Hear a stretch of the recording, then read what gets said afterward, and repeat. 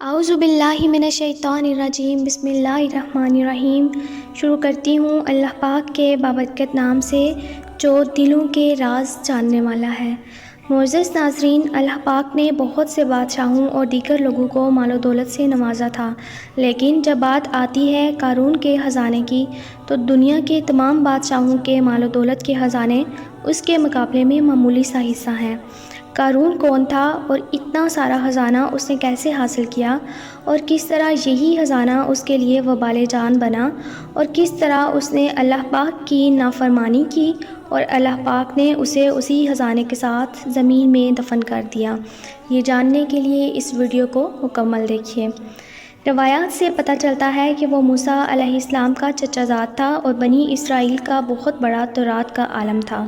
دکھنے میں انتہائی خوبصورت تھا، بہت با اخلاق اور ملنسار تھا۔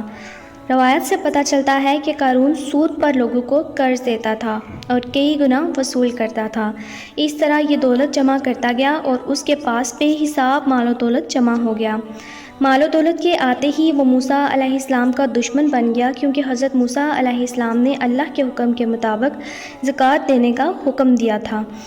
قارون کے پاس اتنا خزانہ تھا کہ صرف 70 اونٹ اس کے خزانے کی چابیاں اٹھایا کرتے تھے۔ جب حضرت موسیٰ علیہ السلام نے زکوٰۃ کا بولا تو فی الوقت وہ اپنے مال کا ایک حصہ زکوٰۃ کے طور پر دینے کے لیے راضی ہو گیا، لیکن جب اس نے حساب لگایا تو اسے پتہ چلا کہ یہ تو ایک بہت بڑی رقم بنتی ہے۔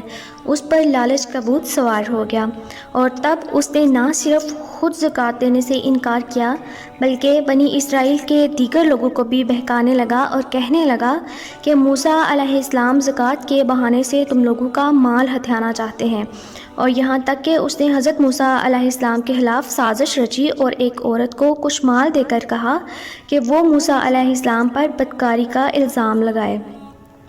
چنانچہ ایک دن جب موسیٰ علیہ السلام بنی اسرائیل کے لوگوں سے خطاب کر رہے تھے تو قارون نے آ کر کہا کہ آپ نے فلاں عورت کے ساتھ بدکاری کی ہے۔ تو آپ علیہ السلام نے کہا کہ اس عورت کو میرے پاس لاؤ۔ تو اس عورت کو پیش کیا گیا۔ حضرت موسیٰ علیہ السلام نے فرمایا، تجھے اس پاک ذات کی قسم جس نے بنی اسرائیل کے لیے دریا میں 2 راستے بنا دیے اور بنی اسرائیل کو فرعون سے نجات بخشی، بتاؤ کہ سچ کیا ہے؟ وہ عورت آپ علیہ السلام کے جلال سے گھبرا گئی اور بولی کہ مجھے قارون نے مال کا لالچ دے کر آپ پر بہتان لگانے پر آمادہ کیا۔ اسی وقت آپ کی آنکھوں میں آنسو آ گئے اور آپ نے اللہ پاک کا شکر ادا کیا اور یہ دعا مانگنے لگے کہ قارون پر قہر و غضب نازل ہو جائے۔ اس کے بعد موسیٰ علیہ السلام نے فرمایا، جو قارون کا ساتھی ہے وہ قارون کے ساتھ کھڑا رہے، باقی اسے جدا ہو جائیں۔ اس وقت 2 لوگوں کے سوا باقی سب قارون سے الگ ہو گئے، اور پھر موسیٰ علیہ السلام نے زمین کو حکم دیا کہ اسے پکڑ لے، اور قارون زمین میں دھنسنے لگا۔ اس کے بعد قارون گڑ گڑانے لگا، لیکن موسیٰ علیہ السلام نے اس پر توجہ نہ دی۔ اس کے بعد 2 آدمی جو قارون کے ساتھ کھڑے تھے انہوں نے کہا کہ موسیٰ علیہ السلام نے قارون کے خزانے کے لیے اسے بد دعا دی ہے۔ تو آپ علیہ السلام نے دعا کی کہ اللہ پاک قارون کا خزانہ اور باقی سب کچھ مال و دولت بھی زمین میں دھسا دے۔ تب اللہ کے حکم سے اس کا تمام خزانہ زمین میں دھسا دیا گیا۔